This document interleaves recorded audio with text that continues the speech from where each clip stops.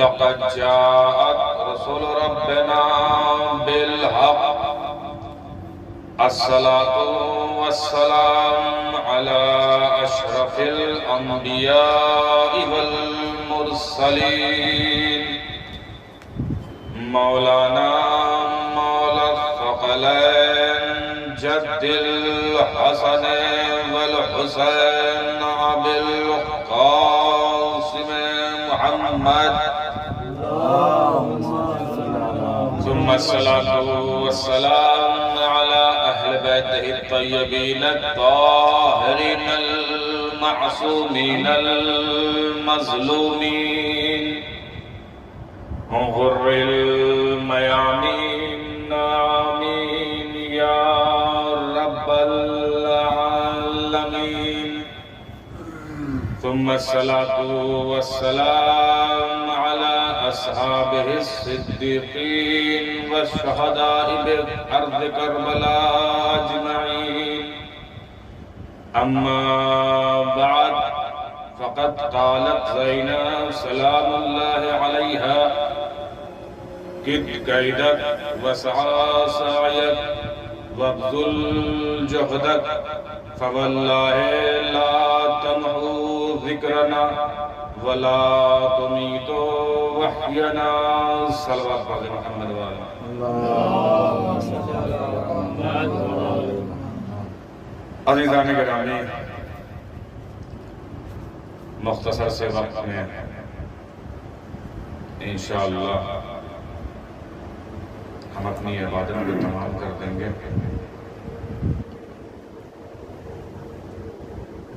موضوع جناب زینب کا کردار بعد از کربلا۔ عزیزان گرامی، کربلا ایک چراغ ہے کہ جس کی روشنی سے اسلام منور ہے، اور اس چراغ کو جلائے رکھنے کا نام عزاداری ہے، اور یہ عزاداری ایک جہاد ہے، اور اس جہاد کی بقا نماز ہے، اور نماز کی معراج سجدہ ہے، اور سجدے کی بقا کربلا ہے۔ آپ کو یہاں تک لے کر آ گیا کہ نماز کی معراج سجدہ ہے، اور سجدے کی پہچان کربلا ہے، اور اگر کربلا ہمارے اور آپ کے درمیان زندہ اور موجود ہے تو یہ جناب زینب سلام اللہ علیہا کا کردار تھا کہ یہ کربلا آج ہمارے اور آپ کے درمیان ہے۔ عزیزان گرامی، پہچانے کہ زینب ہیں کون،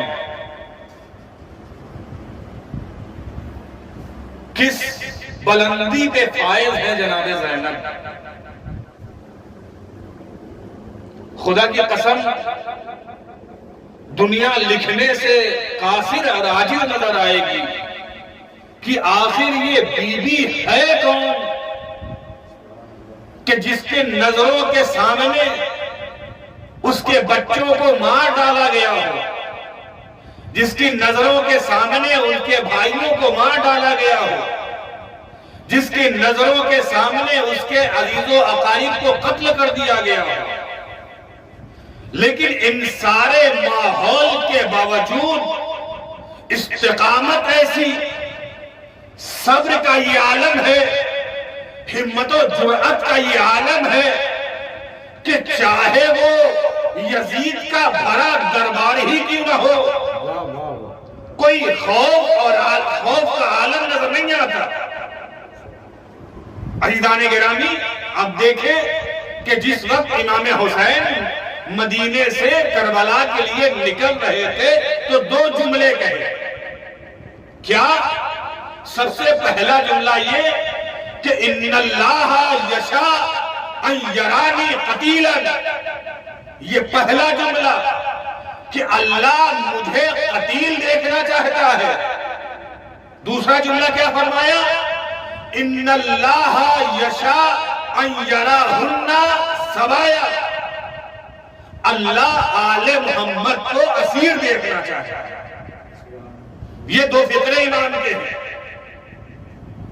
جب امام مدینے سے چلنے لگے تو حبر الامہ جناب ابن عباس نے فرمایا کہ اپنا رسول اللہ آپ جا رہے ہیں، ٹھیک ہے آپ جائیے، لیکن یہ جو آپ خواتین کو لے کر جا رہے ہیں، یہ جو آپ بیویوں کو لے کر جا رہے ہیں، یہ جو آپ بچوں کو لے کر جا رہے ہیں، یہ راستے کی رکاوٹیں ہیں، یہ کمزوریاں ہیں، انہیں نہ لے کر جائیے، یہ رکاوٹیں ہیں راستے کی، یہ آپ کے قدموں میں زنجیر کو باندھیں گی، لہٰذا انہیں لے کر نہ جائیے۔ عزیزان محترم، امام لے کر جا رہے ہیں اور بتانا چاہتے ہیں کہ دیکھو جسے تم راستوں کی رکاوٹ سمجھ رہے ہو وہی تو یہ بیویاں ہیں کہ حسین کی قربانیوں کو تا قیام قیامت زندہ رکھیں گی۔ یہ وہ کمزوریاں نہیں ہیں، یہ خود تو اسیر ہو جائیں گی لیکن حسین کی شہادت کو اسیر ہونے نہیں دیں گی۔ یہ خود تو اپنے ہاتھوں میں رسن کو بندھوا لے گی لیکن حسین کی قربانیوں کو اور حسین کی شہادتوں میں رسن نہیں بندھوائیں گی۔ یہی وہ ہوں گی جو بے مقنع و چادر جگہ جگہ حسین کی قربانیوں کو بتاتی رہیں گی، یہی وہ خاتون ہوگی۔ لہٰذا یہ خواتین بظاہر تمہیں کمزور نظر آ رہی ہیں، یہ کمزور نہیں ہے، یہ حسین کی طاقت ہے، یہ حسین کی قوت ہے، انہی کی وجہ سے، انہی کی بدولت، انہی کی سبب حسین کا نام نامی زندہ رہے گا۔ اور عزیزان گرامی آپ دیکھیے کہ جناب زینب نے جو آج ہمارے سامنے جو فرش عزا ہے اور جو ہمارے سامنے عزاداری ہے، جو ہم عزاداری منایا کرتے ہیں، یہ کوئی رسم نہیں ہے، یہ کوئی رواج نہیں ہے۔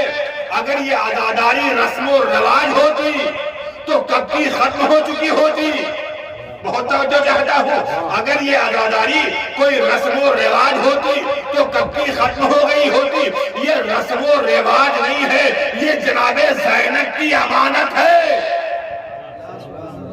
یہ جناب زینب کی امانت ہے کہ اس ماحول میں کہ جہاں پہ کوئی اپنا نہیں، سارے مخالف ہیں، وہاں بھی فرش عزا کو بچھا کر یہ بتا دیا خبردار عزاداری کا احترام رکھنا کرنا، یہ ہماری امانت ہے۔ اور عزیزان گرامی، یہ کربلا اور یہ نام حسین، آج اگر انبیاء کا نام، آج اگر ہم کہتے ہیں کہ آدم کے وارث کو حسین کہتے ہیں، نوح کے وارث کو حسین کہتے ہیں، ابراہیم و اسماعیل کے وارث کا نام حسین ہے، کس حسین کو بچانے والا کون ہے؟ اس حسین کی قربانی کو بچانے والا کون ہے؟ عزیزان گرامی، وہ وقت وہ تھا کہ یزیدی سکوں کی کھنک میں حسینیت کی آواز دب کر رہ جاتی اگر جناب زینب نہ ہوتی۔ غور فرمایا آپ نے، امام حسین کا خون کربلا کے تپتے صحرا میں ریت کے ذرات میں جذب ہو جاتا اگر جناب زینب اس خون کو اٹھا کر شفق کے ماتھے پہ نہ لگاتی۔ یہ زینب کا کردار تھا، زینب نے پہچنوایا کہ دیکھو میرا بھائی کیوں قتل ہوا اور میرا بھائی مدینے سے کیوں چلا تھا، میرے بھائی نے مدینے سے کیوں خروج کیا تھا، میرے بھائی نے مدینے سے کیوں قیام کیا تھا۔ یہ زینب کا کردار تھا۔ عزیزان گرامی، کوئی پہچانے کہ زینب کا کردار کیا ہے اور زینب کی بلندی کیا ہے، زینب کس منزل پر فائز ہے۔ عزیزان گرامی، زیادہ زحمت نہیں دینی آپ کو، پہچانے دنیا کہ زینب کسے کہتے ہیں۔ علی جیسے باپ کی بیٹی ہے زینب، سبحان اللہ سبحان اللہ، حسین جیسے بھائی کی بہن ہے زینب، زہرا جیسے ماں کی بیٹی ہے زینب۔ عصمت کی آغوش میں پروان چڑھی ہے جسے زینب کہتے ہیں۔ اب اندازہ کیجئے کہ جو اتنے عصمتوں کے درمیان ہو وہ کیسی ہوگی اور کردار کے کس منزل پہ پہنچی ہوگی۔ دنیا سمجھے اور دنیا پڑھے کہ زینب کیا ہے۔ عزیزان گرامی، امام حسین جب مدینے سے چل رہے تھے تو قافلے کے دو حصے کیے، ایک حصہ جوانوں کا ہے، ایک حصہ جوانوں کا ہے، ایک حصہ خواتین کا ہے۔ کربلا میں دو حصے کر دیے امام حسین نے آ کر، مدینے سے چلے دو حصے، ایک جوانوں کا حصہ ہے، ایک خواتین کا حصہ ہے۔ کربلا میں آئے دو حصے کیے، ایک مردوں کا حصہ، ایک عورتوں کا حصہ۔ مرد مقتل میں قتل ہو کر بتائیں گے کہ ہم موت سے گھبرانے اور ڈرنے والے نہیں ہیں۔ عورتیں جگہ جگہ خطبے دے کر بتائیں گی کہ ہمارے مرد قتل کیوں ہوئے۔ صلوات پڑھے محمد والے محمد۔ مرد قتل ہو کر بتائیں گے کہ ہمیں موت سے ڈرانا نہیں، ہم موت سے ڈرنے والے نہیں ہیں۔ اور عورتیں بازاروں میں درباروں میں خطبے دے کر کلام کر کے بتائیں گی کہ یہ ہمارے مرد، ہمارے جوان، ہمارے بوڑھے، ہمارے بچے کیوں شہید ہوئے۔ حکمت عملی دیکھیے امام حسین۔ عزیزان گرامی، آج تک کربلا اثر انداز کیوں ہے؟ جیسے ہی کوئی واقعہ بیان کریے، آپ کربلا پڑھیے، ایسا معلوم ہوتا ہے جیسے بالکل نیا واقعہ ہے۔ کربلا اثر انداز اس لیے ہے کہ جو قربانی جہاں پیش کرنی تھی روز عاشورہ امام حسین نے وہ قربانی وہاں پیش کی۔ سبحان اللہ، سبحان اللہ، واہ واہ۔ جون کو کب شہید ہونا ہے یہ امام کو پتا ہے، علی اکبر کو کب شہید ہونا ہے یہ امام کو پتا ہے۔ جس سینے سے جون لپٹے ہیں اسی سینے سے علی اکبر لپٹیں گے۔ جس سینے سے حبیب و ذوالقرنین سینے سے لگیں گے اسی سینے سے علم محمد و قاسم بھی لگیں گے۔ سبحان اللہ، یہ کربلا ہے، کربلا سمجھیے۔ واہ۔ جون نے کیا کہا تھا؟ مولا مجھے پتا ہے کہ آپ ہمیں جنگ کی اجازت کیوں نہیں دے رہے ہیں۔ کربلا سمجھیے کہ کربلا کیا ہے۔ مولا ہمیں پتا ہے کہ آپ ہمیں جنگ کی اجازت کیوں نہیں دے رہے ہیں، اس لیے کہ ہمارے پسینے سے بدبو آتی ہے، میں سیاہ فام ہوں۔ امام نے ایک جملہ کہا تھا، جون ایسا نہ کہو، جس زانو پہ علی اکبر کا سر ہوگا سبحان اللہ، اسی زانو پہ حر کے بیٹے کا سر ہوگا۔ یہ کربلا ہے۔ تو عزیزان گرامی، امام حسین نے دو حصے کر دیے کربلا میں، واہ۔ ایک حصہ مردوں کا، ایک حصہ عورتوں کا۔ یہ قتل ہو کر بتائیں گے کہ ہم موت سے ڈرنے والے نہیں تھے، اور یہ بازاروں میں اور درباروں میں کلام کر کے بتائیں گے کہ دیکھو یہ کیوں شہید ہوئے۔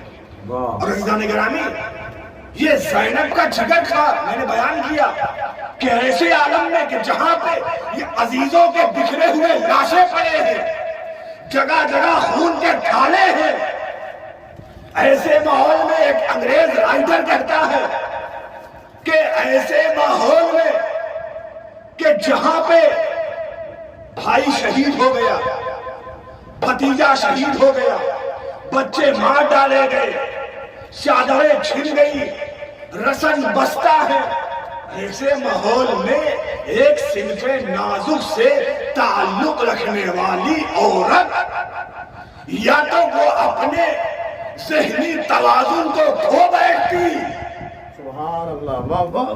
اس کے اوپر جنون کی کیفیت طاری ہو جاتی، واہ۔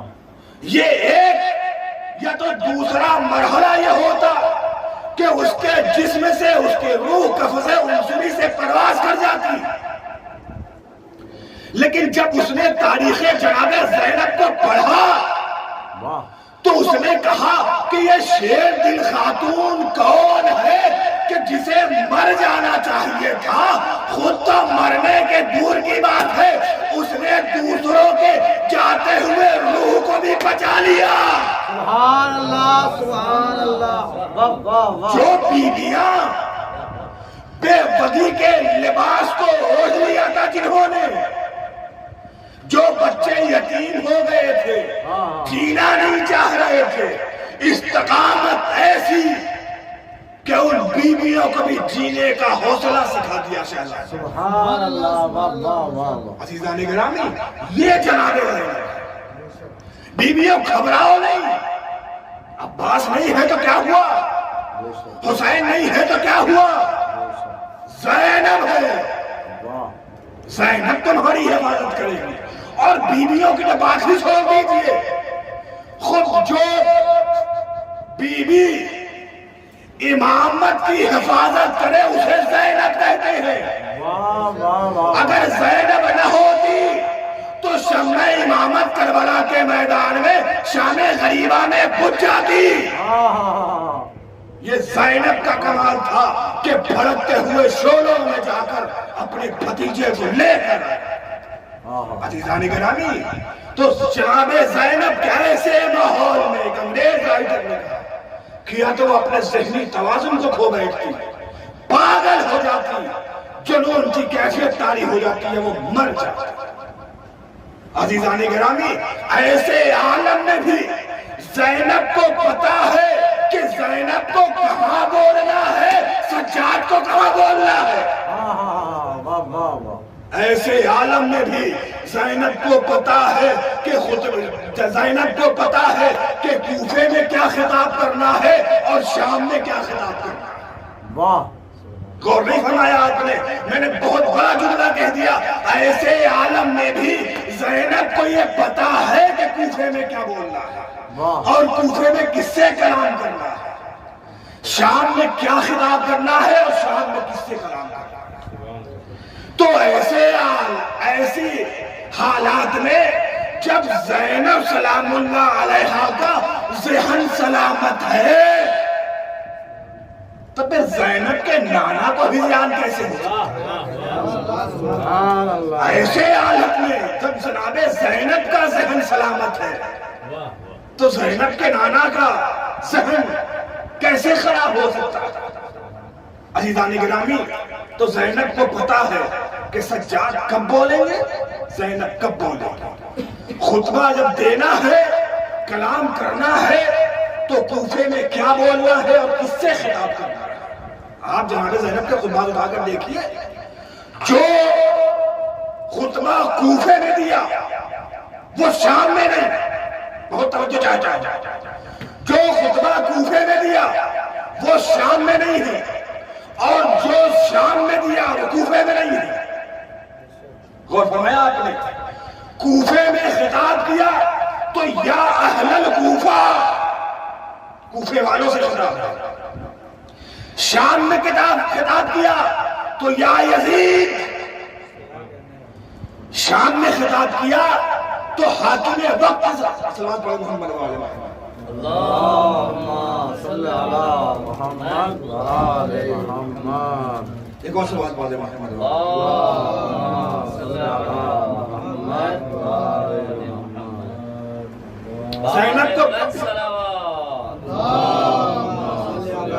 زینب کو پتا ہے کہ کہاں کیا بولنا ہے, زینب کب بولے گی, سجاد کو کب بولنا ہے. جو خطاب کوفے میں کیا وہ شام میں نہیں, جو خطاب شام میں کیا وہ کوفے میں نہیں. کوفے کا خطاب کوفے والوں سے ہے, کوفے کے گورنر سے نہیں ہے. تاریخ آپ کے سامنے ہے.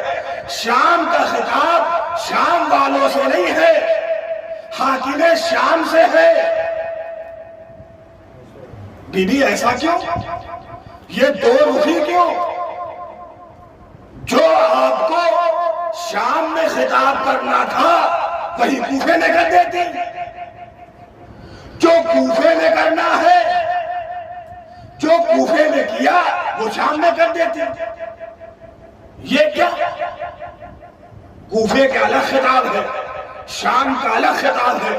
تو عزیزان گرامی, کوفہ ہے اسٹیٹ گورنمنٹ، توجہ کیجئے گا، کوفہ ہے اسٹیٹ گورنمنٹ اور شام ہے سینٹرل گورنمنٹ، توجہ کیجئے گا۔ اس وقت کوفہ اسٹیٹ گورنمنٹ ہے اور شام سینٹرل گورنمنٹ ہے۔ اب آپ دنیا کے ایک سیاسی لیڈر کو لے کر آئیے اور اسے کہیے کہ تمہیں اسٹیٹ گورنمنٹ میں بیان دینا ہے اور سینٹرل گورنمنٹ میں بیان دینا ہے، تو اس کا جو بیان ہوگا وہ سینٹرل گورنمنٹ میں الگ ہوگا، اسٹیٹ گورنمنٹ میں الگ ہوگا۔ تو یہ تو دنیائے مملکت کا ایک نمائندہ ہے کہ جسے یہ پتا ہے کہ اسٹیٹ میں کیا بیان دینا ہے اور سینٹرل میں کیا بیان دینا ہے۔ تو جو مملکت عصمت کی پروردہ ہو، جو صاحب نہج البلاغہ کی بیٹی ہو، کیا اسے یہ نہیں پتا ہے کہ اسٹیٹ میں کیا بیان دیا جاتا ہے اور سینٹرل میں کیا بیان دیا جاتا ہے؟ غور فرمایا آپ نے؟ تو کوفے میں جو خطاب کیا وہ کوفے والوں سے، اچھا کوفے والوں سے کیوں خطاب کیا؟ ایک سوال یہ بھی ہے۔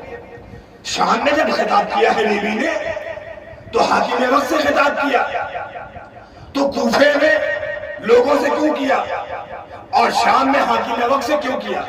اگر کوفے میں اہل کوفہ استعمال کیا تھا تو شام میں بھی اہل شام استعمال کر دیتے۔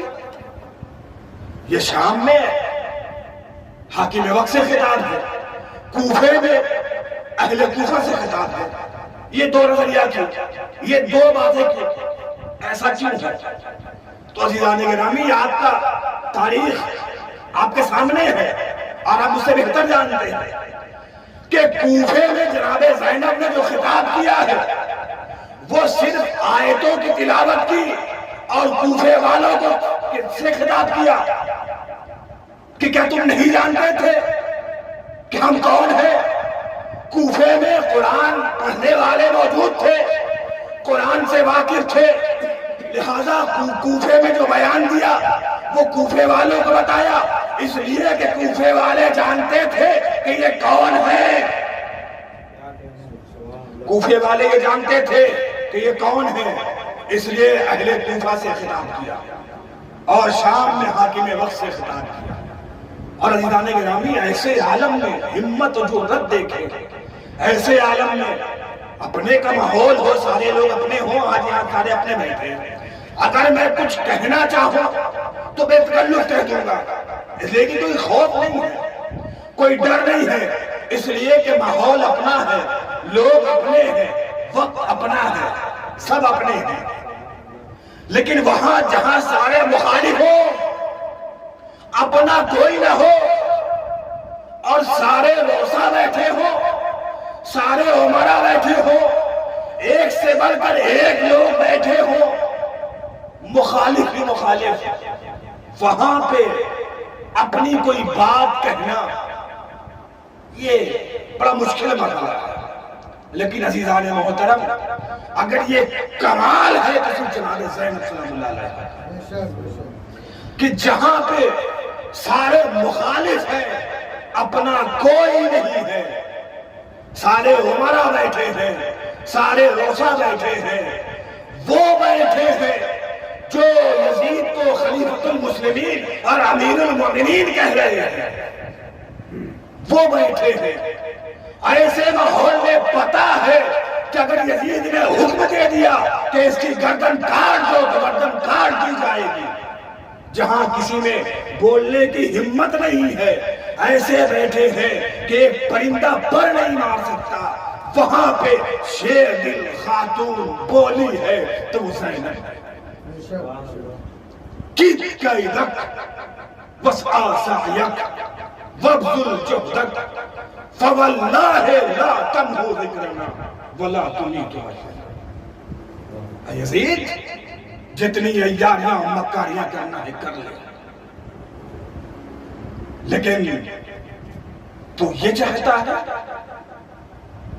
کہ تو ہمارے ذکر کو مٹا دے گا؟ فواللہ لا تمحو ذکرنا۔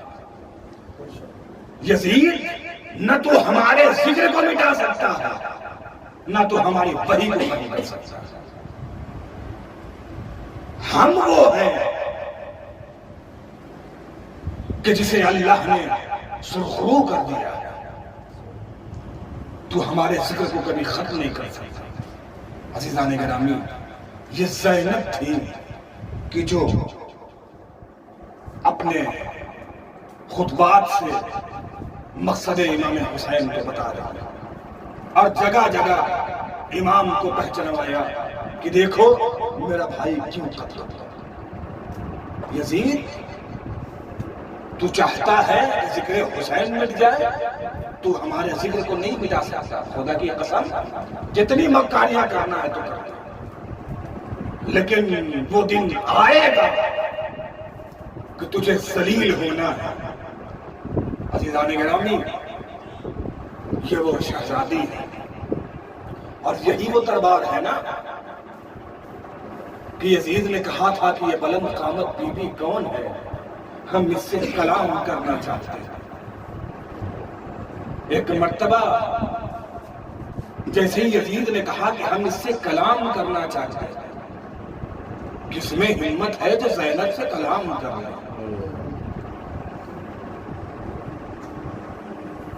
नहीं, हम कलाम नहीं करेंगे।